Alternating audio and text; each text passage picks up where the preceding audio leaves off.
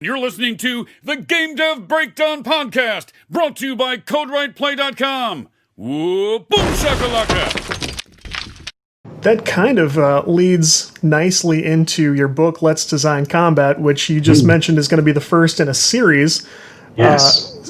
And I kind of didn't know. I thought that's a very interesting, specific area to write a full book about, which is cool. Thank you for giving me access to the book so I could look it over before our chat.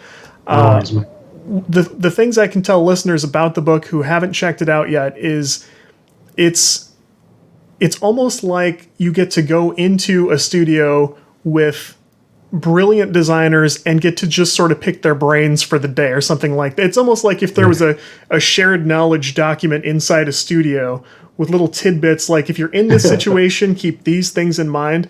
And I can't imagine, it's a pretty unlike any design book I've looked at in that regard. So it's very cool.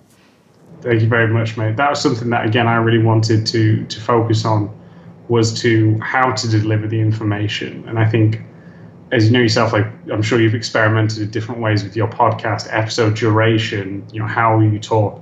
Yeah. It's all this about how we, present ourselves and present the information. And I thought to myself back when I was at university studying for games, that you get told to read these books and they're all, super thick, like a Tolkien novel, and Tolkien's a phenomenal writer. But just to see that, like, when you're trying to reference something, and I noticed a lot of other designers who wrote books, because like we just mentioned earlier, there's so much that goes into making design choices that you kind of want to put everything inside it, but that comes to a detriment at some point.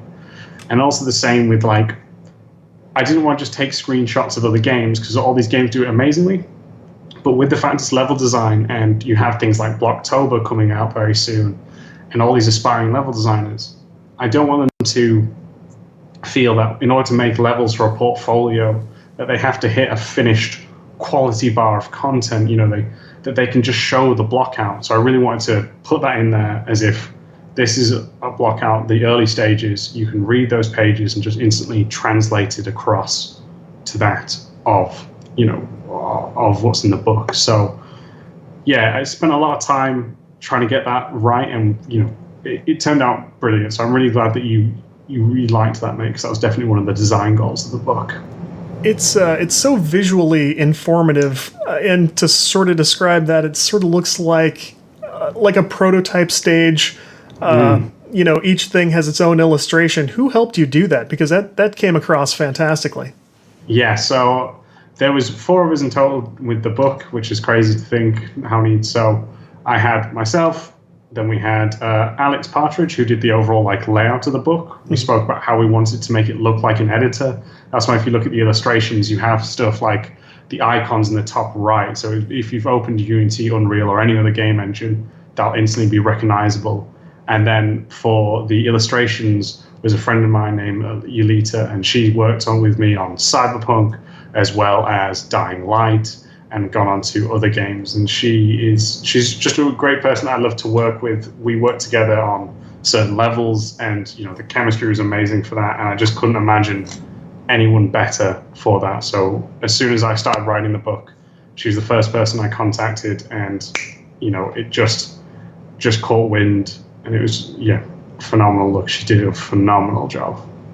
Very cool. How broad a set of designers, how broad is that group that could benefit from this book? I mean, obviously, if somebody's working on their own shooter, that's fantastic. A lot of great things for them. Small to medium teams definitely can, do you see indies taking things away from this? I saw a few things that I thought, if I was a competitive player of like Call of Duty or something, I would want some of these things in mind. You talked about things like, visual sight distance and different angles and stuff. Like, who do you have in mind for this book?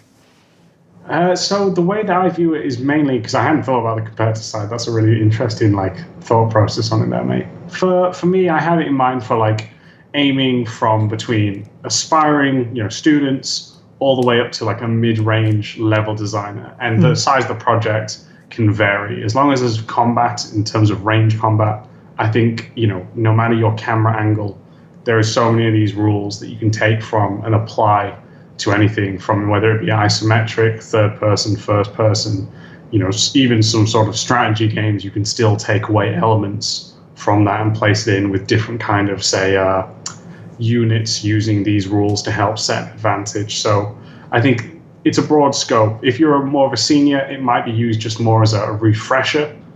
But overall, again, for students to your mid-range level designer and any size of studios, I think who would really benefit from the book.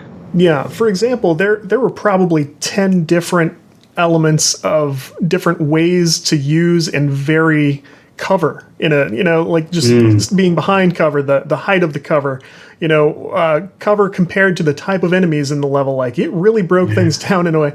I think some developers fall into the trap on the indie side, outside of like AAA gaming. Like, we think about design as something we have to stop and do. Like, it's so broad and so deep that you can almost fall into a trap of going like, design is just whatever I make this game to be,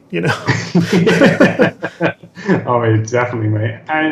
I think this is a thing because I knew, for example, that combat wasn't one of my strongest suits, and it was something that I knew I wanted to get better at. I was just like, right, well, how can I do this? And I was looking online. There wasn't any books. There's a few articles out there that I thought really kind of broke it down in a more easable, like, digestible way. And then obviously I started to get better, and I started to understand what I was doing, how my levels had gotten better, what was it that I was focusing on to make them more enjoyable. And that's kind of how the process or the thought process of making this is, okay, I've learned a lot.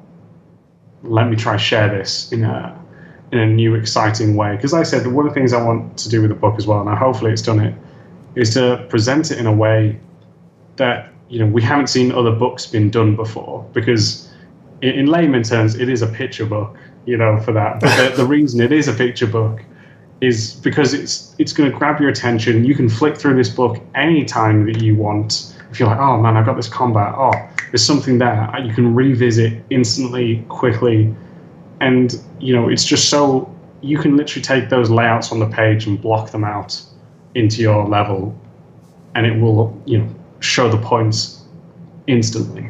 Yeah, even pictures of the book that I saw on Twitter grabbed my attention. I was like, oh, look at this. That's a nice, because I do some writing, and I'm looking toward, hopefully putting out a book later. I thought, this is exactly the kind of thing, like nice flashy covers like this. I love that.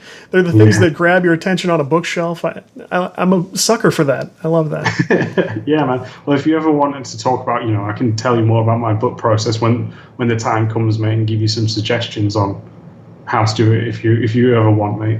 I love that. And we've already done such fantastic knowledge sharing since we started talking. Like, I appreciated the morning we talked about, like, well, we're both doing podcasts. Like, how does this part strike you, and what's your experience here? And it's encouraging to hear people with like similar problems, or who have found tricks for like other things where they are getting better results. I love talking to people about stuff like this. Yeah, man. And again, sometimes you just don't realize just changing one thing could have the biggest impact, and you have no idea until you make that change. Right. And the moment after that, you go, oh, of course. Yeah. And that's the worst bit, is you're like, why didn't I see that? I didn't figure that out for 12 months. Yeah. Speaking of new concepts, one thing in this book jumped out at me, and I researched it after that, and I will never look the same way at level design again. The concept of weenies that you wrote about. I was like, using what to navigate? And sure enough, and I started searching it, and I looked back, like, all the way back to the origins of that term. So for listeners who are like, what are you even talking about right now? The concept when did this podcast get X-rated? That's what we're going to be asking. What it means is landmarks and maps that will help the player navigate, like create a familiarity as they're trying to navigate this level, especially things in like open world situations where you may be returning to a place several times and you need things to help you mentally navigate. But this apparently did not come from design in this aspect. It came from like architectural design, and there's a story that it traces back to Walt Disney himself. Yeah. Where he was such a fan of his park's hot dogs or whatever that he started calling those weenies, and so the architects would plan things like Cinderella's castle is going to be visible from this street, and you can see it from here and here, and then you'll know where you are. It helps orient the player in game design. I had never heard that used that way, and as soon as I searched it, I thought, I'm the last person to find this out, I guess. Because there's a ton of stories, that, articles that use it, and tutorials, primers. Weenies, everybody. Look into it. There you go. Yeah, it's so funny as well when you think about it.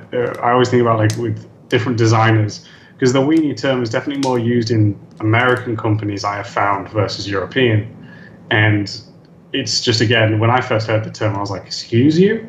And it's just one of those ones where you're like, oh, right, okay. Because like we would refer to them as landmarks, but again, and that different people's meanings. I would have immediately had the context and understood what you meant. But yes, here we place a ton of value on our hot dogs. And so the weenie concept, I guess, also resonates with us. But so tons of cool stuff like that. And I have to wonder, where does the series go next from here? Yeah, mate. So next year, quarter one of next year, I'm hoping around about February, but I don't want to fully commit to that until I know more, is when I intend to release the second book of the series, which is focused will solely be that on traversal and exploration, really kind of focusing how you guide players through your levels, how do you increase, enjoyment as you just move from left to right or from A to B. And that's the kind of next plot for the second book. And the third book is going to be about stealth, is what I'm thinking. So we're aiming between 3 to 6 books in total. But, there's still a few things we want to nail down. But yeah, so that's kind of where we're going. First 3, I think, will be done by the end of next year. And then from there, we'll kind of look and reassess where is it we want to take the series. So I just want it to be like bite-sized books for each individual topics. That way, again, it's completely focused. You know where to get the information from, displayed in a very eye-grabbing, easy digestible format. And again, it just becomes something that hopefully young students, young LDs or just overall designers, passionate, hobbyists or indie devs can just grab and be instantly, relate to and learn from.